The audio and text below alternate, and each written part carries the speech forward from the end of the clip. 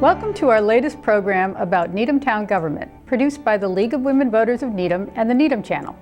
In this program, we are exploring the town's elected boards, committees, and commission. For simplicity, we're going to refer to them collectively as boards, although each has an official name. Needham has 10 elected boards and numerous appointed boards defined by state regulations, town charter, or town bylaws. Members of elected boards are chosen by the registered voters of Needham at the yearly town election, held on the second Tuesday in April. Appointed boards include the Finance Committee, the Permanent Public Building Committee, Community Preservation Committee, and the Zoning Board of Appeals, to name a few. Other committees may be created at the request of the Board of Selectmen, Town Manager, School Committee, or Town Meeting, generally to study an issue and report back to the appointing body. Needham Town Manager Kate Fitzpatrick explains a bit about the structure of Needham government. The state law does require that there be certain functions that are carried out by a board. Whether those boards are appointed or elected is many times in the determination of the individual community. So you have in the town of Needham a Park and Recreation Commission that oversees parkland and sets policy with respect to parks under its jurisdiction. In other communities, that board could be an appointed board.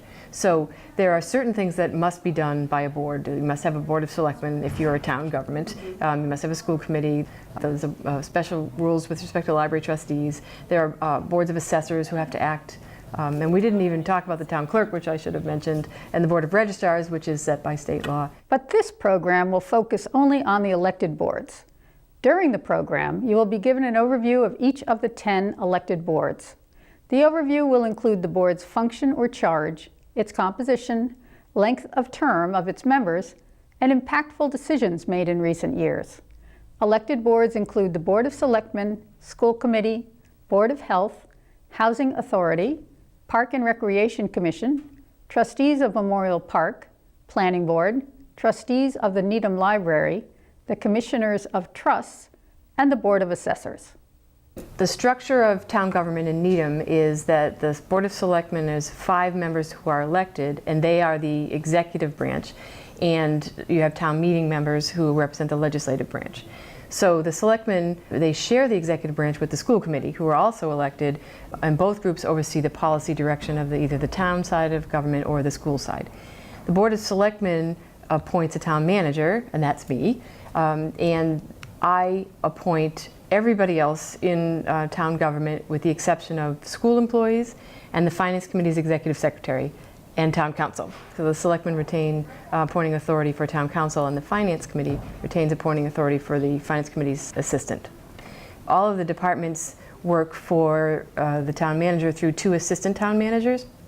One is the assistant town manager for operations, and the other is for finance. And they, along with I, supervise all of the other 35 department managers that we have running the operational divisions of the town. In terms of how they get established, there are some boards that are set forth in state law, like for instance the Contributory Retirement Board is set up under state law. That's a requirement for every town that has a retirement system. There are some that are set up by the community in the form of either the town bylaws or the town charter. Now the town charter is the overarching document that sets forth the rules of how we run the town of Needham. The charter is actually a state law, so it's a special act. It takes a lot of effort in order to have the charter changed. Then you have the general bylaws, which are set locally, and they sort of interpret things that are set forth in the charter. The charter might say the town will have an election in either March, April, or May, and then in the bylaw, the town would set when it wants to have its town meeting, so then it could go back and change it without having to go to the legislature. So there are boards that are set forth in the charter, and then there are boards and committees under the bylaws, and then town meeting can set up a committee. The Board of Selectmen can set up committees of its own, and in fact all of the elected boards can set up subcommittees. So we have a lot of committees that are set up. Typically, elected boards will set policy in their area. So your school committee will set school policy. The library board of trustees will set library policy. There are also boards that are regulatory in nature. So you have the planning board, which is elected. It sets planning direction, brings things to town meeting, but also has a regulatory function in terms of site plan and subdivision control and the like. You also have appointed boards that have regulatory functions. like the Zoning Board of Appeals, which is appointed by the Board of Selectmen, and they carry out a statutory purpose that's set forth under state law. So you have everything from a board that regulates where you can put a pizza shop to a board that, or a committee that's set up to help another board come up with recommendations. For example, the Board of Selectmen has set up a committee to give the board recommendations on policy and fees with respect to the RTS, or to water and sewer. They've just set up a committee to give the board recommendations on the streetscape in the downtown. You have 5 members of the Board of Selectmen who don't necessarily have expertise in streetscape, and they might appoint folks who do to give them recommendations. We will start with the Board of Selectmen. This segment features Jerry Wasserman, who chaired the Board of Selectmen when this interview was taped in November 2012. Sadly, Jerry passed away in February 2013. We mourn his passing, and we remember Jerry as he speaks for the board. Let's hear from Jerry Wasserman about the responsibilities of the Board of Selectmen. The Board of Selectmen is the top executive board in charge of all of the non-school functions, and even some things that strongly affect the schools in the town. And we do it in many ways directly, but also through hiring and overseeing a town manager. All of our roads, our water and sewer, all of our buildings are under our jurisdiction. We're liquor commissioners, we give restaurant licenses, you name it, and we're involved with it. We are a 5-member board. 2 are elected 1 year, 2 the next, and then 1 the 3rd year. We asked Mr. Wasserman what skills or requirements are needed for someone considering a run for a 3-year term as a member of the Board of Selectmen. There's no requirements other than that the candidate be a Needham resident. However, voters have pretty consistently shown that they look for experience in town government, knowledge of the town, or very specific skills before they elect somebody. Mr. Wasserman explains the responsibilities of the board. We hire the town manager. We supervise, evaluate the town manager. There are certain responsibilities that are primarily hers, but the town manager is always going to consult with the Board of Selectmen at some point in those decisions, because we have to work very closely together.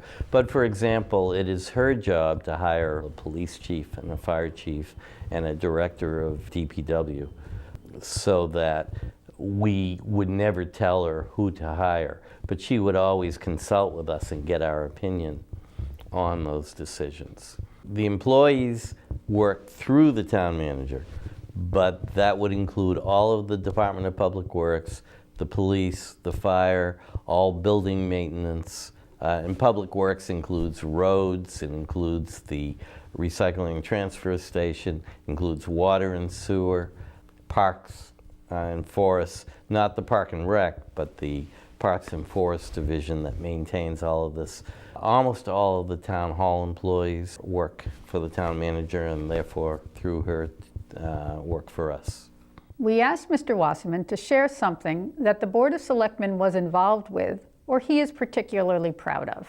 Something that's personally exciting to me is that we've put together a committee to look at putting a solar farm on the landfill, the covered landfill, which would not only be environmentally a good thing to do, but would help us to cut our power costs, because what is produced there would be credited to the town against other costs from the utilities.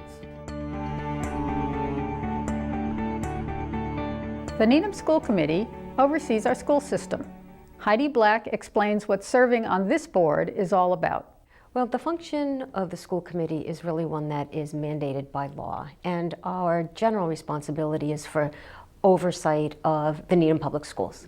And we are responsible for reviewing and establishing the policies and the practices of the Needham Public Schools. It's hard to say what we spend most of our time on because our responsibilities are really widespread, but I would say that the budget and preparation of the budget really takes up most of our time.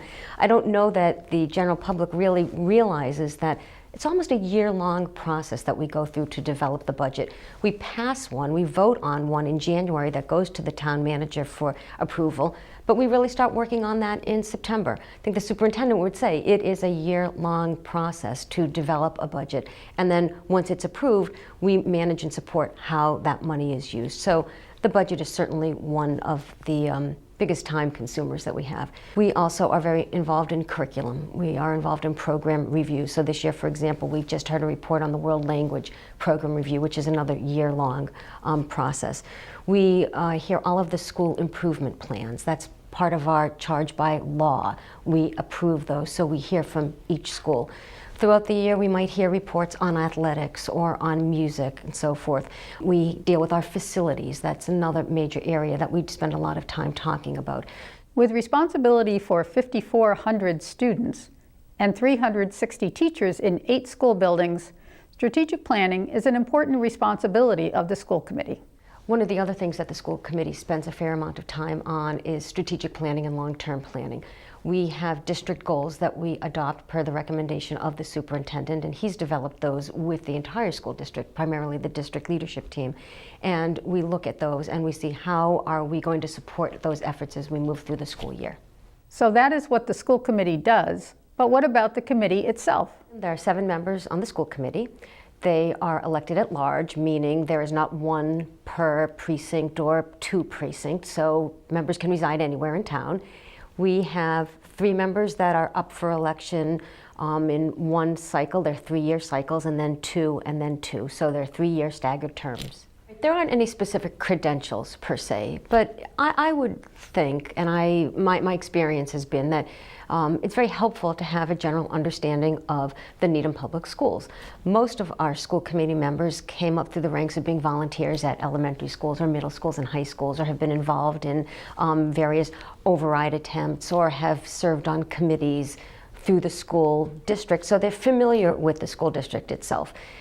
Doesn't necessarily mean you need to be an educator to be a member of the school committee, although many people are. But I think a sincere interest in education and education policy, but some knowledge about that system, and in particular, what it is that's unique about the Needham Public Schools, is always very helpful. It's also very helpful to have people that have different experiences and come with different backgrounds and different opinions. Some people might have a strong background in finance, for example, because that's always helpful, because we, of course, deal with the budget, in particular with the Needham Public Schools. As I said, some educators have also chosen to become school committee members, and they bring with them that experience. But all in all, I think just a sincere desire to be part of the policy making of the Needham Public Schools is the most important thing. We meet twice a month on the first and the third Tuesday evening. We are at Broadmeadow School. We are taped for television, not always on television, but can certainly be seen after the fact. But we do have many subcommittees that meet at other various times, and there are lots of other things that the school committee does and participates in during those off times as well. The school committee works most closely, obviously, with the employees of the Needham Public Schools, in particular the superintendent of schools. We are responsible for hiring and evaluating the superintendent of schools. We work closely with the with assistant superintendents, with the business manager, with the special ed director. We hear reports all the time from our school principals. We hear reports from our teachers, our directors, our department heads. So in general, I would say the administration, the district leadership team are the people that we interact with most closely. But we do enjoy and look forward to the occasions where we do get to meet and interact with all of our teaching professional staff and our non-professional staff as well. One of the most impactful decisions that the school committee has made recently was to charge the Permanent Public Building Committee with conducting, through an architect, the pre-feasibility study of the Mitchell and Hillside schools. As we all know, they are schools that are in need of modernization and increased capacity. They are part of the capital improvement plan in the town for replacement or renovation within the next few years. We felt it would be very beneficial to have kind of a heads up about what the needs were around these 2 schools. So we commissioned a pre-feasibility study that was conducted again by an architect under the guidance of the Permanent Public Building Committee to help us sort through some of the major issues, to identify some of the major issues. We have found that to be very helpful because this is a very complex and very emotional issue for people in town. So we're very much interested in equity for all of our students throughout town, through all of their school buildings, and this will help us reach that goal. Ed Cosgrove is representing another Needham elected board, the Board of Health. The charge of the Board of Health is to enforce public health laws and environmental health laws enacted by the Massachusetts legislature, as well as regulations promulgated by the various state departments, and also to enact our own regulations, all of which are directed at protecting the public health in the community. And secondarily, our role is to promote public health. We enforce and we promote. It's sort of a dual function. And promoting public health is largely convincing people of the importance of good habits, moderation, and in general just being aware of what's in their environment and possible ways that they could acquire infections or expose themselves to some other toxic agent. The Board of Health itself obtains its authority through the Mass General laws. So the authority flows to us, and then we delegate the authority that we have to our agent, which is the Health Department. The Board of Health has 3 members, and the length of term is 3 years. The board meets at least once a month. We asked Mr. Cosgrove what he thinks makes a good member of the Board of Health. In order to serve really a good general awareness of public health practices and what the state laws and regulations are concerning public health and environmental health as well would be, I think, essential, but you wouldn't need an education necessarily for that. You could acquire it as on-the-job training or through just general reading. However, my feeling is that it's beneficial if a person has a sound scientific or public health education in their background someplace. And I personally also feel that it's important that at least one member of the board be a licensed physician. The health department is set up in a typical hierarchical arrangement. There is a health director, that's Dr. Janice Burns. She is officially our agent in town. And then there are employees of the health department who work under her supervision. We have public health nurses. We have environmental health sanitarians, as they're officially called. And we have some other positions aside from that. There's a person, Marian Donnell, who coordinates and directs the traveling meals program, which provides meals for primarily the elderly, but people who, for one reason or another, might have a disability who can't necessarily provide a full meal for themselves. We also have a very active substance abuse coordinator, Carol Reed, whose salary is funded primarily through a federal grant. And she works very closely with the school department and the youth commission, promoting abstinence from drugs, including tobacco. With regard to an area where the Board of Health is impactful, Cosgrove discussed ensuring tobacco is not sold to minors. One of the decisions that we've made in recent months has involved tobacco usage and controlling the sale of tobacco to minors. It's not so much a decision as we keep pretty good oversight over the program, and we give the permits to the 10 vendors now in town who are allowed to sell tobacco. And then it's our responsibility, working in conjunction with the police department, to ensure that the rules and regulations about dispensing or selling tobacco to minors are adhered to. Expanding on preventing substance abuse, the Board of Health is also involved with 2 recently passed ballot questions that brought liquor stores to Needham and allow the use of medical marijuana. Because of the passage of the medical marijuana law, because of all the legal implications, we clearly have to work very closely with law enforcement on this issue and work through the selectmen. And then, of course, we've been very involved in a recent move in town to open package stores. And again, ensuring that only the people who are legally allowed to purchase alcohol are going to be purchasing alcohol, that we're not encouraging drinking among minors or young people. Next, we turn to the Needham Housing Authority, described by Peter Pignatore, a member of that board. The Needham Housing Authority is the agency that is primarily responsible in this town for maintaining and advocating for low-income housing. And in connection with that, we have approximately 300 units that are either funded by DHCD, which is the Department of Housing and Community Development, or through federal funding through HUD, Housing and Urban Development. And in that sense, we're responsible both to our local town, but also to the funding sources. That is the state agency that funds us, as well as the federal agency that funds us. The Housing Authority in this town is the agency responsible for maintaining our low and moderate income housing stock that's available to our residents. But it's also responsible for advocating for low and moderate income housing in this town. Not only do we maintain our housing, but we also have programs to help our residents.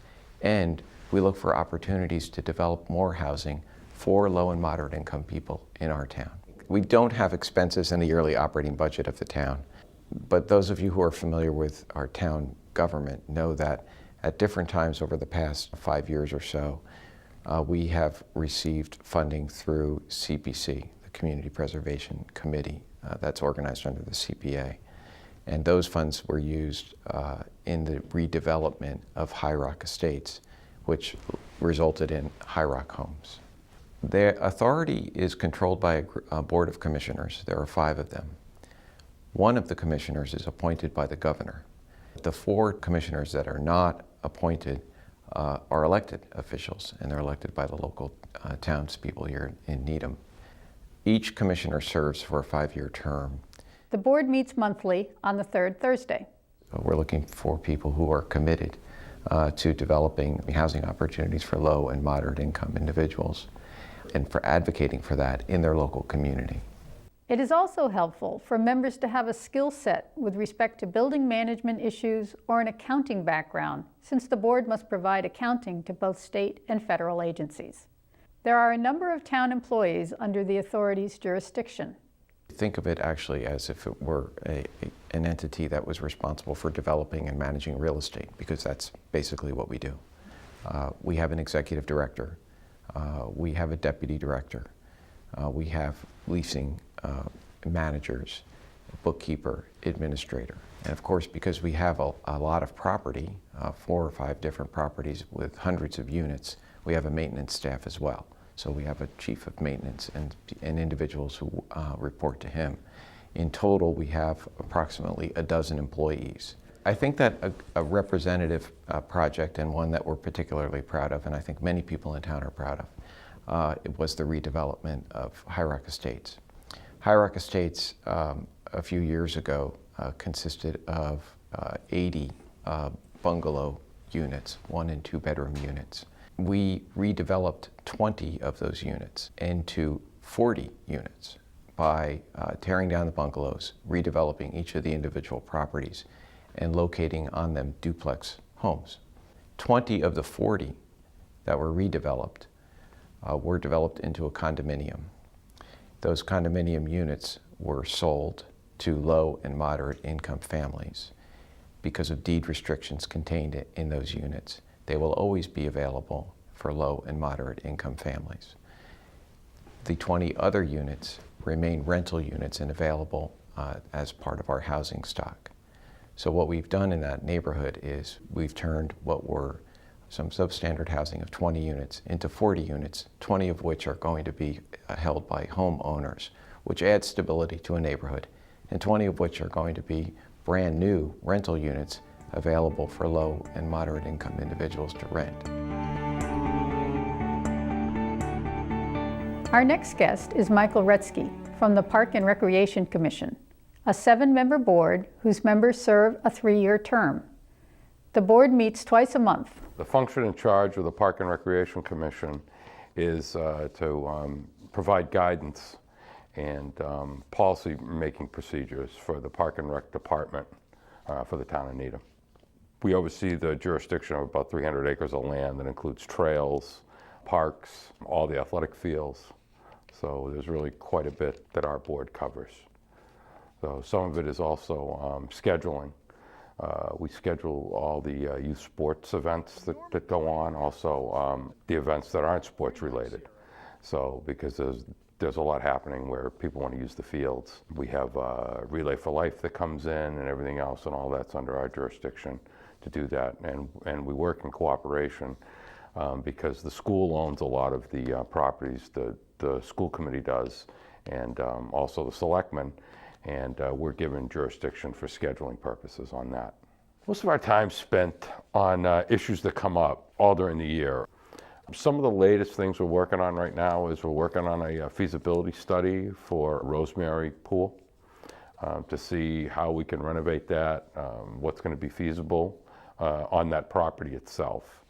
We've been working on a number of other things. We had the dog park, people come in and speak with us about it. That group came in. We're dealing with the rail trail.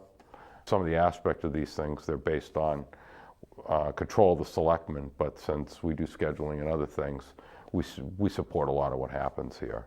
So because we feel that the amenities in this community are great and we just want to keep improving them. Probably one of the biggest things we deal with every year is scheduling, because there's so many youth groups and the size of the groups have grown. There's a lot of groups that are doing double season sports, where years ago, and some are doing triple season. So they're playing baseball, lacrosse, or soccer 3 times a year. You know, some are spring and fall, some are spring, summer, and fall. And so when you see that, and you really start to get a lot of use out of your fields, you really have to be able to sit down and say, all right, who's got priority? Why do they have priority? So we set up policies to help us through that and really try to divide up the fields as fairly as we can. What we find is a lot of the people that come on have been involved in some of the town youth sports in the past. So they've been coaches, they've been board members. The commission members work with the Park and Recreation Director and her staff. Patty Carey's our director. The assistant director is Karen Pierce. And then there's 2 other full-time employees that are working there. During the summer, everything ramps up. So we offer a lot of programs for the kids between Cricketeer and Mini Evergreen and some of the other camps that are going on. So they'll hire also with the Rosemary Pool that opens. So with that, I want to say there's probably at least 100 more employees at that point for the summer, and then also probably another 200 volunteers. As for an area where his board has made an impact, Mr. Retzky pointed to the Park and Recreation Commissioners working with local legislators to pass changes to the Community Preservation Act. This allows the use of CPA funds for recreational projects on existing town-owned land. Several such projects have already been passed and are underway. The Trustees of Memorial Park is another elected board that has a very specific role. They ensure that the Memorial Park building and grounds are properly used. Yeah, our main function is it's our job to make sure that the memorial is observed. We have to put flowers out at Veterans Days. We have a fund for that.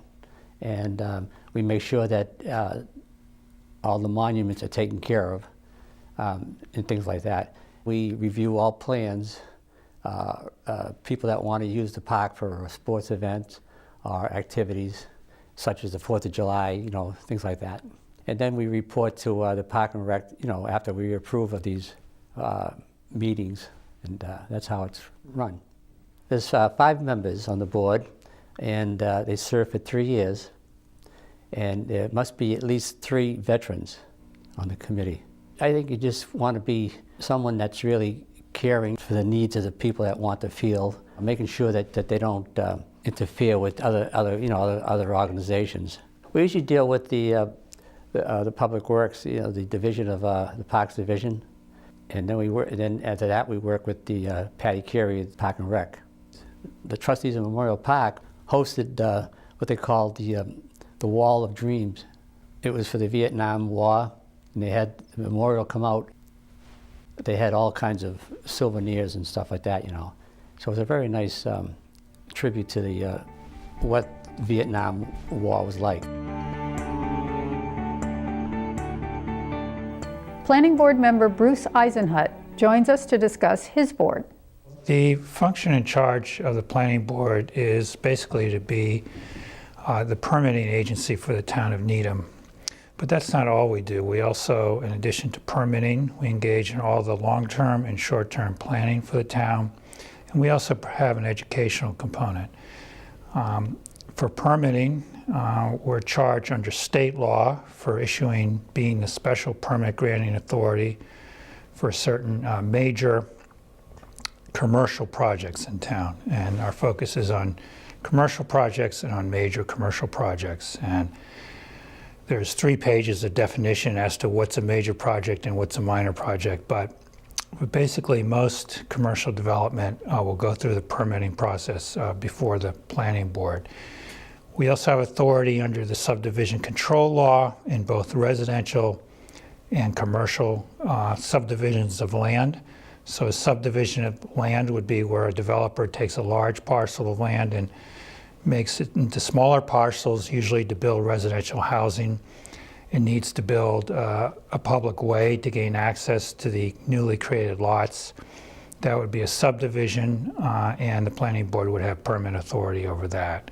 So most of what we do is in the area of permitting. It's fairly technical. But we also do, and I think this is more important, the short and long-term planning for the town. So the planning board can initiate warrant articles before town meeting for amendments to the town's zoning bylaw. It can make recommendations to change the zoning map, to change the zoning districts in town. It's done long-term studies on the New England Business Center, for example, in terms of traffic issues. And we did a long-term study of the Needham Business Center district, which resulted in amendments to that zoning at town meeting a couple of years ago. So we do short-term planning, long-term planning. And we also do education. We educate developers and applicants as to what they need to do to get a permit. The Planning Department created the Commercial Permitting Guide, which is available at the Office of Planning and Community Development, located at the Public Services Administration Building on Dedham Avenue. The booklet is a guide to all of the steps a developer might need to get a development going in the town. We asked Eisenhut about serving on the planning board, which has 5 members who serve for 5-year terms. The planning board meets generally the first Tuesday and the third Thursday of each month at the administration building, and the meetings are noticed, and we often have additional meetings and public hearings on various things.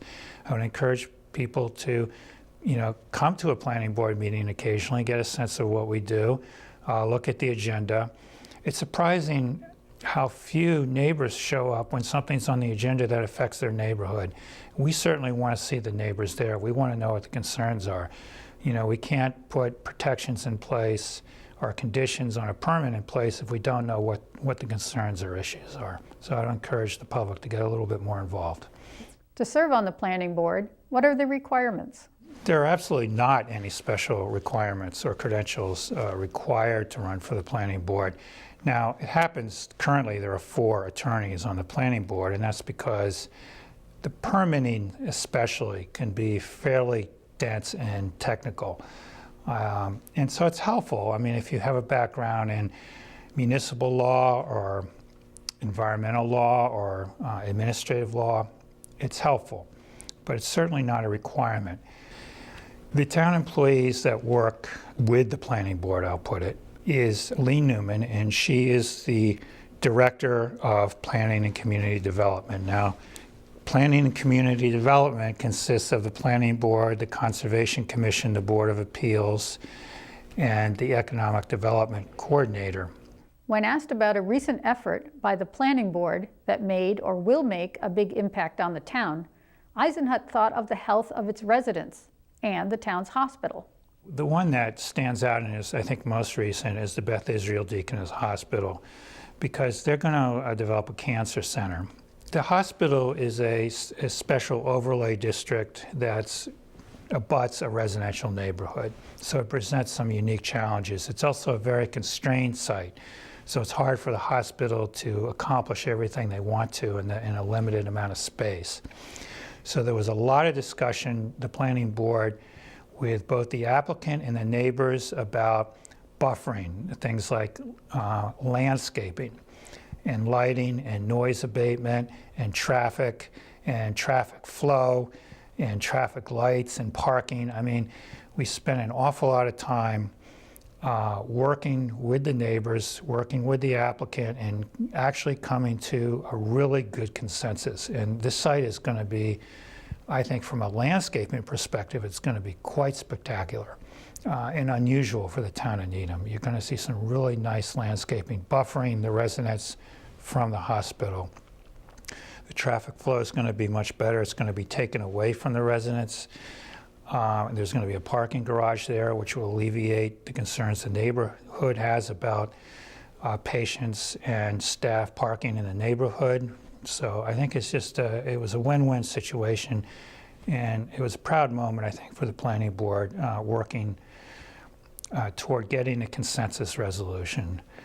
We did the same thing with Trader Joe's when they wanted to expand recently. There's a lot of concern about truck deliveries and noise, the noise of deliveries.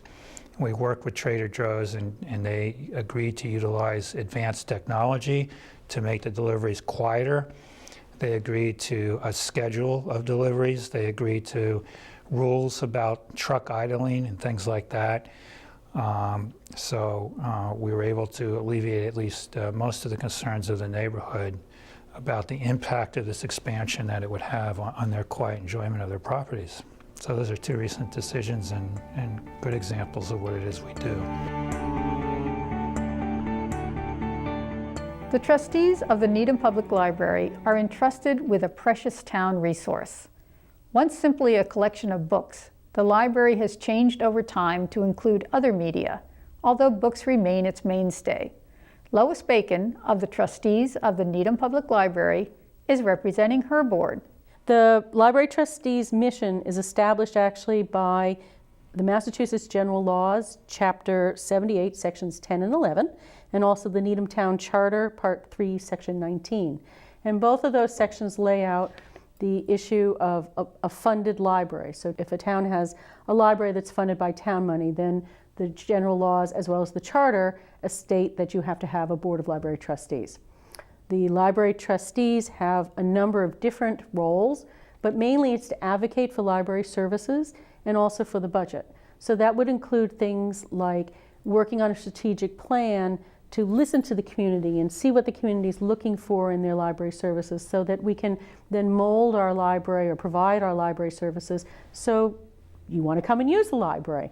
We also do advocacy work. We will go to the State House. We also attend various local and national organizational meetings to learn different services that libraries are providing around the country or even around the world, and bringing those ideas back to Needham to see how we could apply them if they're appropriate to our needs. We also are library users. You want to be a library user. We all love libraries, but you also want to be able to use them, and you want to be able to support the auxiliary organizations for the library, and that includes the Friends of the Library as well as the Library Foundation of Needham. So you have a passion, you have to have a passion for what you want to do, and also a vision. 2 years ago, the library trustees developed a strategic plan, as Ms. Bacon describes. We actually had a committee which involved people from all through the community. So we had a selectman on the committee, we had several people from the Council on Aging, we brought in some high school students and we interviewed them about how they use the library, what they'd like to see the library to be. We brought in some people from the Needham Community Council who do peer tutoring. And so we really did, we solicited a number of people. We also had a program of electronic resource delivery, which at the time when the strategic plan was being worked on 2 years ago, the academic library market was way ahead of the public library world. So we had a speaker from Northeastern come in and talk about how Northeastern provides electronic delivery materials to their patrons and how they made the transitions. There are 7 members of the board, each they're elected officials, obviously. We run for 3-year terms. The credentials are that you believe in libraries, you understand what they are, you see a value to them in your life, and you want to make sure that they continue to be valuable to everybody else as well. And really no more than that. We have a mixed group of people on the board now. We have some teachers, we have some librarians. I'm personally a professional librarian, But that's my background. But we also have a retired administrator from a university. We have somebody who works in the Human Resources Department. So it's a real mixed bag. You don't need to be a librarian to be a library trustee. The library director actually reports into the town manager, but she's the one who we meet with. So when we meet monthly. We meet the second Tuesday of every month. We meet at the library on the 3rd floor. The meetings are open to the public. We welcome people to come. And at that meeting, we also have Ann McFate, who is the library director, who comes and tells us about what has been happening in the library in the past month, and then we make decisions on policy or talk about the strategic plan or the board goals and where we're going to go with those and various other things like that. When we asked Ms. Bacon about an interesting or impactful decision the trustees made recently, she described her favorite. My personal favorite topic happens to be e-delivery right now. The library strategic plan came out with 4 separate goals, and each year we review those goals and then we decide what are going to be the short-term goals for the library for that year. So one of the goals is we formed a committee to look at e-delivery and how that impacts the library going forward. Right now the library has an incredible amount of information that's available electronically that not everybody knows about. If you go to the library's website and you go to the library catalog, there are databases that you can use at home just by putting in your library card number. Ancestry.com is one. We just got a wonderful new database that has to do with traveling and traveling materials. All those things are available to you with your library card. We also have the ability to allow you to download library ebooks directly onto your Nook, Barnes & Noble Nook, which I own, a Kindle, an iPad, and you can also download audiobooks. And again, all you need is your library card. Turning now to the elected commissioners of trust funds, one of its commissioners, Hayden Traub, joins us to describe this committee. The function of the Commissioner of Trust Funds is to oversee the trust funds that have been donated to the town over the years for various benefits of the townspeople. So that would include things like scholarships or things like park and recreation that are supported by trust funds, things of that nature. So we oversee those, we determine the appropriate way that those funds are distributed, and we also oversee the funds in terms of the management and the investment of the funds. We asked Mr. Traub, what exactly is a trust? A trust is a legal document, I guess you'd say, that holds money that's been moved or contributed into a trust fund for the benefit of something specified in that legal document. So, using the scholarship as an example, someone donates money to the town to support a scholarship for, say, somebody who's interested in studying music in college or something like that. And so then the trust holds the investment and money is dispersed from that over time. The town has almost 80 individual trusts providing support in various areas, such as scholarships, and areas outside of the operating budget, such as maintenance of parks or materials for the library. The 3 commissioners of trust funds serve 3-year terms and meet approximately once a month. While there are no specific requirements, Mr. Traub shared his opinion on what makes a good member of his board. There's no requirements, but there are things that are helpful. Like my background, I'm an investment advisor, investment manager. So as we talked about, one of the functions is to oversee how the money is invested so that it hopefully grows well over time. So that's something that's beneficial. Other things that might be beneficial is understanding of trusts, a little bit of legal knowledge without necessarily being a lawyer, although that wouldn't hurt either. And then, the other things that are helpful is just kind of being able to kind of understand the needs of people who are looking to get distributions and the ability to kind of weigh them against what the document says the money is to be used for. Mr. Traub described an important trust that they manage in conjunction with the Board of Health. We do right now have a program that seems to be very successful for parents who are dealing with substance abuse for their kids. So it's a support group for them. And it's funded largely by the Tolman Trust that was set up years ago for things of that nature.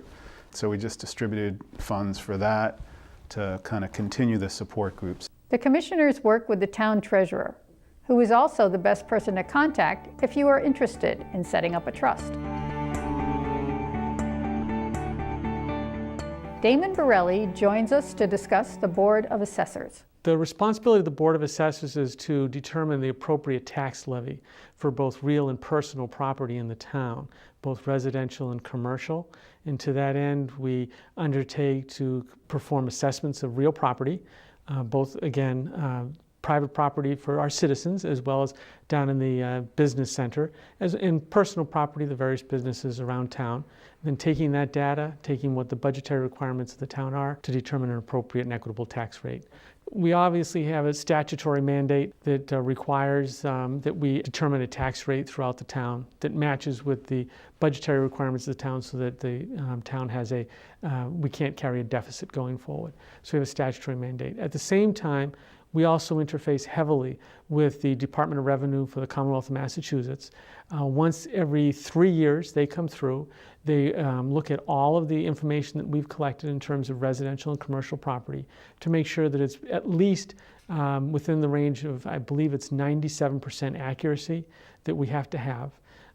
If there are issues that come up because of either the land valuations have changed, or they feel that the schedules that we're using for construction, et cetera, are in need of refinement, they'll tell us that, and then we go through and we refine them, make amendments as appropriate. The assessors also advise the Board of Selectmen regarding the setting of the town's residential and commercial tax rates. We do interface heavily with, for example, the Council of Economic Advisors, the Board of Selectmen, to make sure that, again, all our actions are fair and equitable throughout the town, and meeting our mandate to impose a tax that is sufficient to cover the costs of the town, and it isn't onerous to the citizens of the town either. The frequency of board meetings varies throughout the year, reflecting their work with regard to the tax assessments of residences and businesses. Beginning in December, when the individuals can request abatements or reviews of their assessments, we meet generally once a week. Normally we meet from about 7 in the morning till 8:30, because we all have jobs to go to. And it will depend.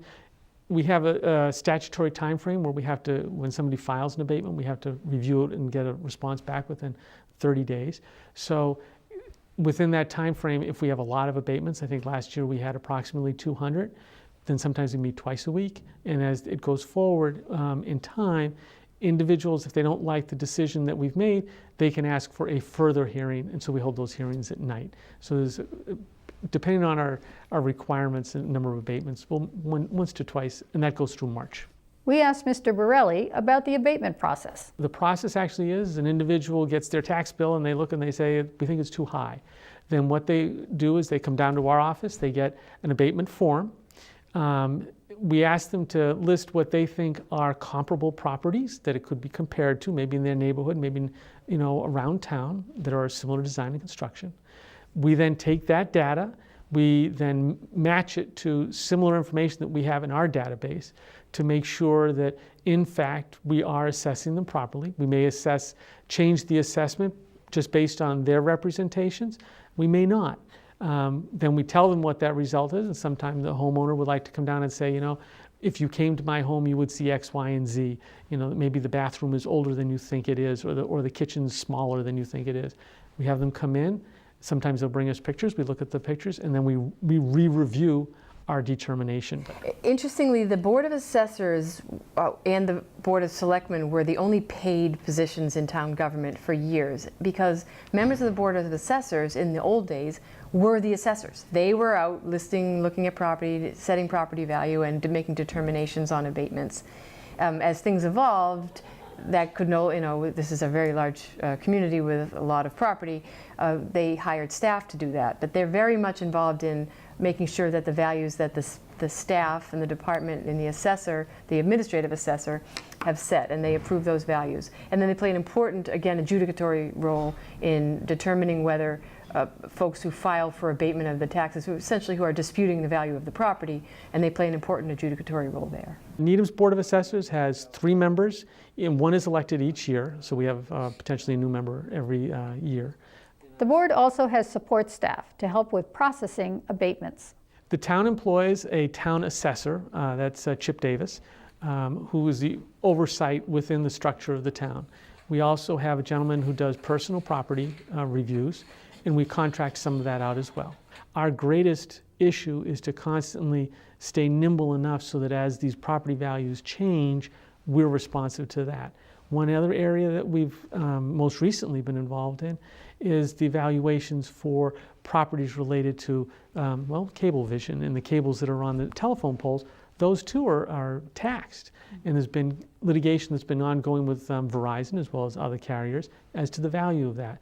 That impacts on the amount of revenue the town has, and it's something that we've been very intimately involved in, as have all the towns basically in Massachusetts. To some, it seems like Needham has a large number of boards and consequently a large number of elected officials.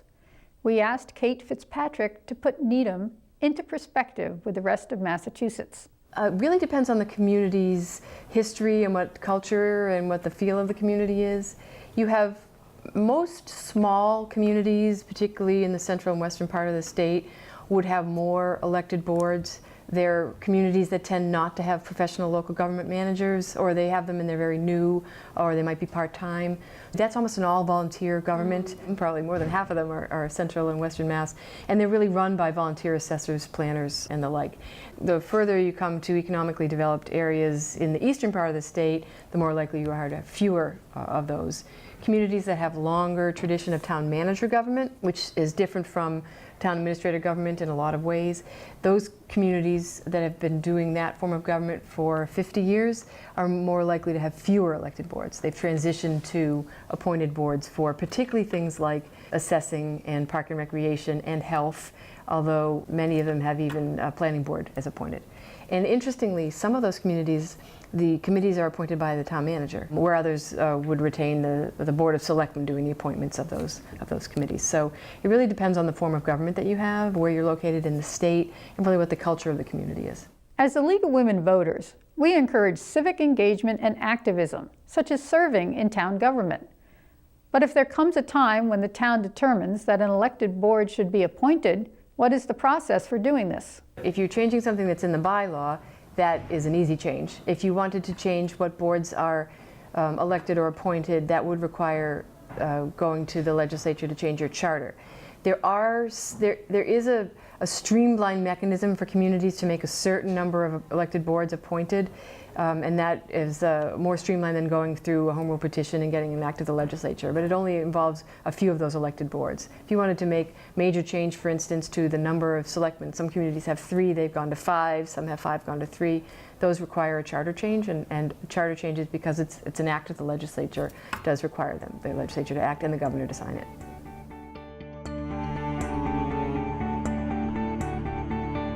We are working on bringing in a very significant high-tech firm into the business center, because economic development of the town is part of our responsibility.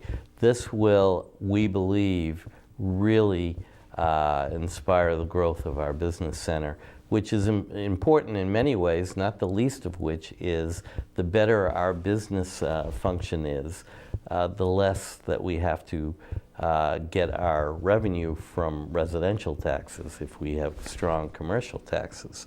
So that's one thing that we've been working on that is very exciting. These larger companies, national companies, are coming in looking at that site for development, and it's going to be unrecognizable in a decade. We were confronted by the veterans of Needham, and they wanted to erect a new flagpole. We asked them what was the reason, and they said that because the limit of the height had to be 40 feet.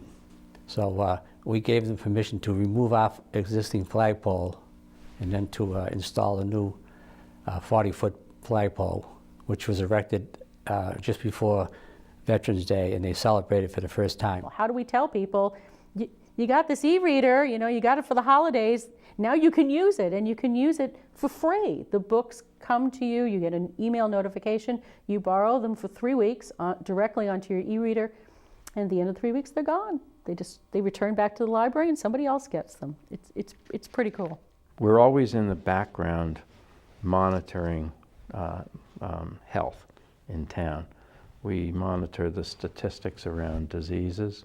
So the project is complete, all the units are sold, it's up and it's running, and we have a pretty good, thriving neighborhood there. That project, which took a number of years to develop, is probably something that the Housing Authority is most proud of. I was involved right before we redid the fields over at Memorial and DeFazio. So I got involved working with everybody on the commission and also the Park and Rec Department and along with Parks and Forestry, and from there it just kind of rolled into this.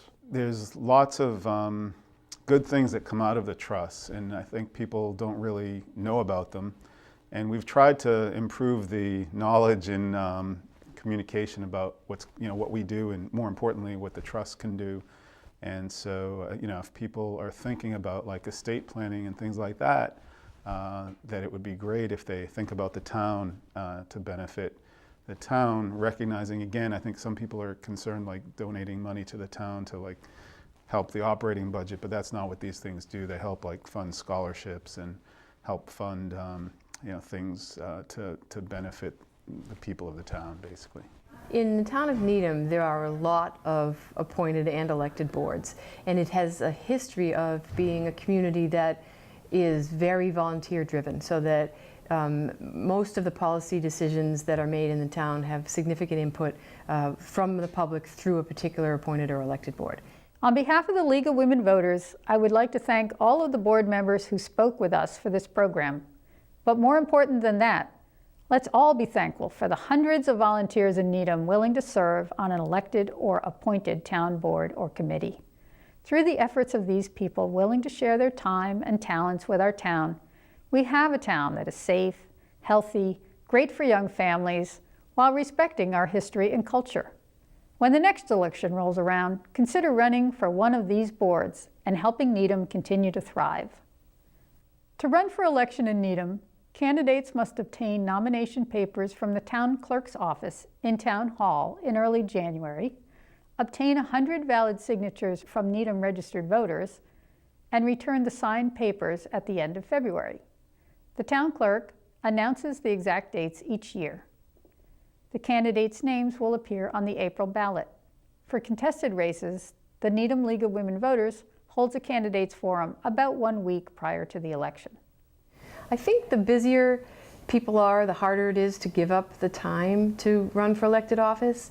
But I think in Needham we've been fortunate that it's very rare we have an uncontested race unless somebody who's been elected for a long time is staying elected. I mean, that's normal. But if you have vacancies, we usually have a very robust election cycle for our elected boards. And I think that really speaks to their relevance. The people are willing to run for them and to devote the time to them, and particularly when they know there's a predictability about the amount of work that's associated with them.